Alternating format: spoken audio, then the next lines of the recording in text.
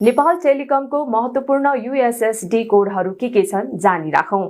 balance check गर्नको लागि *400# आफ्नो मोबाइल नम्बर चेक गर्नको लागि *9#, सिम ओनर थाहा पाउनको लागि *922#, लेटेस्ट अफर थाहा पाउनको लागि *1415#, voice and data pack check गर्नको लागि *415*55#, मिस्ड कल अलर्ट एक्टिभेट गर्नको लागि *1400*1#, मिस्ड कल अलर्ट डिएक्टिभेट गर्नको लागि *1400*2#, नमस्ते क्रेडिट लोन लिनको लागि *1477#, कल वेटिङ एक्टिभेट गर्नको लागि *43#, कल वेटिङ क्यान्सल गर्नको लागि #43#, कल फरवर्ड एक्टिभेट गर्नको लागि *21* फरवर्डिङ नम्बर